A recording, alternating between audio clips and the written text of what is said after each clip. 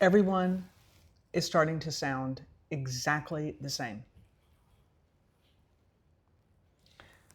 I think one of the things that I'm seeing is that people are utilizing these tools, these AI tools, and they're not even reading what it's writing, and then it just sounds vanilla. I'm like, that sounds great. Post. Not really thinking about it. And there's some like dramatic hook beginning that, like, you know that a person didn't write. What I struggle with is that amazing tools like LinkedIn. I mean, I think it's one of the best free tools for any organization or leader, especially if you're building your brand and building trust and you have a strong content strategy, is even the people that are working the hardest right now are dealing with the flood of just blah Stuff. You know, it's just like content that all sounds the same, sounds like it was written and spoken by the same person. And it's easier to stand out and be different and unique, but there's so much of it, you just like, you know, I wonder if there's going to be a sort of a backlash on some of these channels with all of this poorly written, perfectly grammared with M- content everywhere. It'll be interesting to see. I mean, I think, again, it's a great tool. These are great tools out there to enhance what you're talking or thinking about. But I think one of the best ways to do it is to make sure that your LLM or whatever tool you're using has all your content in it. So when it's creating content, it's creating it from your content. It's still a little too perfect, and like you said, you have to go read it, and I think it's good to use, but you need to go read it and edit it and make it you, or it's going to be ignored. I noticed that LinkedIn just changed their algorithm. So one thing to note about that is now your description in your LinkedIn has to match your content. You mentioned content pillars before about like making sure it aligns, and just think about LinkedIn as a you know, an algorithm. It just wants to provide the best content that people are looking for, and it's looking for the people that are experts in that topic. I think a lot of people don't spend the time to really think about what is my topic. You know, I have my content pillars, but what is the key message, and how to become known for this? I think the nichier you can be, the better. Yeah, riches in the niches. Yeah. But I also see that, like to your point, things are starting to sound the same. Like I don't see the uniqueness in some, whereas before I did, and now I'm not seeing the uniqueness of that certain company or a leader. Vanilla. Well, I think it also goes back to something we talk about a lot, and that is that marketing is no longer a department. Yeah. You can't rely on someone else to develop your content, especially if it's being presented by you. You have to read it. You have to think about it. Like, does that sound like me? Would I say something like that? Who's my audience? What do I want them to do? Versus just like, you know, wanting to post something 3 times a week. It does help with the algorithm, though. Well, I think it's okay to have someone help you with your content. I don't think there's anything wrong with that. I think But you have to read it. Well, it's when it stops sounding like you. Yeah, you just have to read it. Yeah, you have to be like, is this aligned with what I stand for? Well, and I've seen on LinkedIn that you have these company pages that are getting no traction, no engagement, because people are looking to learn from people.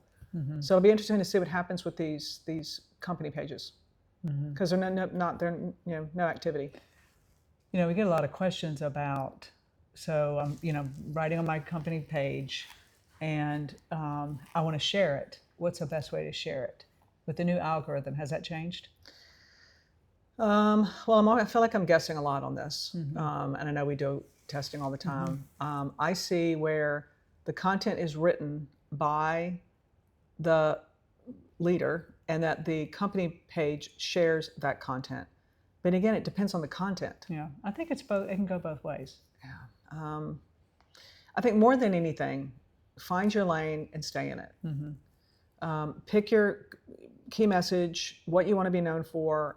Think about how that bridges to your company, how it supports your company and its awareness, or even your awareness as a thought leader, and to build content around that so that LinkedIn sees it as a consistent voice. You know, it's pretty simple if you really think about it. It's just, I think we get off course sometimes. I think another way to stay on course is to really understand what your archetype is. Yeah. Because it's more the essence of who you are, your character, and how you approach different things. But really identifying what that is can help you stay on your lane too. I think sometimes your archetype can change by topic, depending on what the topic is. Some things that I talk about are more personal, and I can tell that my voice is different when I'm talking about something really personal versus something that's more structural and business-like. I think I was just reading a bunch of content from Gary Vaynerchuk, who I think does a fantastic job. He does. I remember seeing him speak once, and he just said, just share what you're doing. Just literally just share what you're doing. And I think a lot of times people overthink what to post because they go through all these rounds of like what the content pillar should be, et cetera, without just sharing what's interesting and what you're working on and what's unique to you. Or maybe you have a thought that's really quick and you want to share it that day because it's relevant because of some event. But if you put it on the editorial calendar and it's 3 months from now, it's like no longer relevant. I saw his post recently and it was all about fear. Yeah. Because what's happening is people... We love you, Gary. He's the best. What's happening is people are afraid because they want it to be perfect and they want it to be the perfect message. But I think sometimes just being vulnerable and just putting your thoughts out there is really powerful. Yeah. And people appreciate it. I think so. I also wonder, do we care about any of this content? And I know we're in the content business for a lot of the things we do, but still, what do we really care about? Because what's really adding value to my life, my existence, my business? What sources can I go to for that? I think there's so much content out there right now, so many things to learn from. Now we have all these LLMs where you can ask a question and get an answer in a moment through any of these. And it just seems like the content and how we're consuming it is changing really fast. I know that I've noticed we're moving from a tell me to a show me. Or do it with me versus like just a talking head that's standing there just sharing content. And also I'm seeing a lot of opportunities for peer-to-peer events, these small boutique events that are, small groups of people having open conversations about things and learning like in real time. I've seen some of them where instead of like leave your cell phone at the door, it's like leave your chat bot at the door. So no AI in some of these events. I think it's a real opportunity to kind of reconnect with how we communicate as humans and how we connect with people. Because there's I'm seeing a bit of a disconnection between like your authentic message versus your AI message and how you stay on track. Well, I think it goes back to what we always talk about is you got to really understand who you're talking to and what you're trying to share, how you're trying to help them. And I think the content is important if it relates to you. If you can find something in it. I remember reading one of my favorite books last year was Let Them by Mel Robbins. Yeah. And I immediately I could just relate to her message. And so now, and her message stayed consistent. She's been very consistent in her message. And she's really just sharing her experiences. Well, I mean, she's a brand. She is a brand. She has become a brand. One thing that I'll mention about that is, if you think about Mel Robbins for a second, 2 words. 2 words. That's it. Of course, there's a message after it. And I know you've all read the book and you know what they are. But it's not like she's got some big manifesto. It's just 2 words. Apple did the same thing. Think different. Where how many things can we actually memorize and absorb and learn from? And so how do you, maybe part of the fact that everyone's sounding the same is that they're saying too much. Yeah, just simplify. Maybe we need to simplify, to really think about like, how can I simplify my message so that it lands with the right person in the right way? I also think we're so distracted that if you have to read too much, you'll lose the point. Yeah. I know a friend of mine threw a what was the party called? It was all about like limited information. So you had to keep your conversations very short. It was about quiet time. You had to put space in between every sentence you said, and it's really hard to do. It's really hard because you see people, you're excited, you want to talk about all these things, you want to share everything you know. And this was about just like giving people a moment to just sit with what you said, think about it, and then respond. You even had a timer, Isn't that crazy? That is crazy. But to kind of just pause for a minute, like turn the knob for a minute and just think. Well, and listen. So much power in listening. And there's lots of types of listening. It's not just what you hear. It's listening to the environment, what you see, how you take that in, reading the room. And you can do the same thing with LinkedIn, even though it's a, cold format. Like, what's really happening? Tap into it. Just observe without really making any judgment about what you see. Or, TikTok or YouTube or any one of these channels, or even events, peer events. Just like take it in and think about like, what is really happening here? What a gift to be able to just step out of yourself for a moment to be able to grow and gain that muscle back again. Mm-hmm. But also participate. Mm-hmm. I think, if someone puts something out there that's really interesting to you, you should share how you feel about it. Actually, reshares are becoming more important than likes from the LinkedIn algorithm. At least that's what I've seen. Mm-hmm. And it's not something that people typically do is reshare content. But resharing, for some reason, seems to be you get more engagement than likes. Meaning, like, if you resonate with something, you reshare it on your channel. And you share it. Yeah, maybe that's on the LinkedIn side of things, not all channels, but interesting. Mm-hmm. I'm always trying to figure out what the algorithm's doing now. Yeah, it's tricky.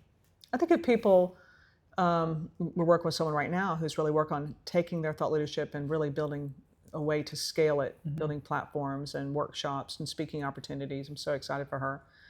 But I think she has spent a lot of time, 6 months, same content, 2 words, by the way. I'm not going to say what they are, but it's 2 words, 2 words, over and over and over and over and over again. And I haven't seen a ton of traction on her engagement, but it takes time. It takes time. It takes time. But she's been so consistent. I know she's just going to take off. And I think it takes a bit to get to that point. It sounds so simple. You get to those 2 to 3 words. I always say, think of a billboard. Yeah. When you're driving, we've all driven down interstate and you see the billboards. I love looking at billboards, but you see billboards and it has like 20 words on it. You're trying to read it and it passes by, but it's the ones that have those very simple messages that really stand, and you remember them. And thinking that way is sometimes a good strategy. Got milk. Bunch of those. So simple, but so the simplest things are the hardest things to do. We're working through a process right now with a client where we're working through a simplification process. Their brand is so complicated, difficult to sort of weed through. And it's almost like 10 companies acting as one company. And I actually love these projects because we have to map out the whole thing and think about like, what brand is going to lead? Do we keep all these extra brands? Do we have like a house of brands, like a Procter and Gamble? Or do we restructure them in like a more unified brand architecture like Apple? Interesting to do, but I also think that, over time, maybe a lot of companies are sounding the same because they're all doing the same kinds of things and doing more things and more things and more things. And maybe it's time to niche down to one thing so that you're sounding the same all the time to yourself, not amongst everyone else. And you're in that very defined niche, know who your audience is, and can consistently say it over and over and again so you become known for that. Whereas we used to think about like evaluating your message, looking, doing a brand audit and things like that, like on a 6-month annual basis. But now the time is much shorter. You got to be consistently reviewing what you're saying, what you're doing, how you compare to your competitors, to making sure that your message still resonates with how you stand out. And your internal audience, your team. Your team too.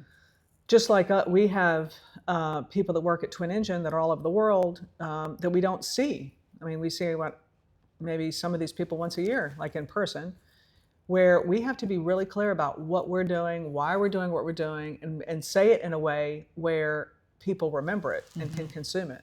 And I think we really forget about our internal audiences sometimes and how important clarity has become. Just being clear. That's a magic word. Just being clear. So everyone's sounding the same. What do they do about it? Don't. One word. See you next time. See ya.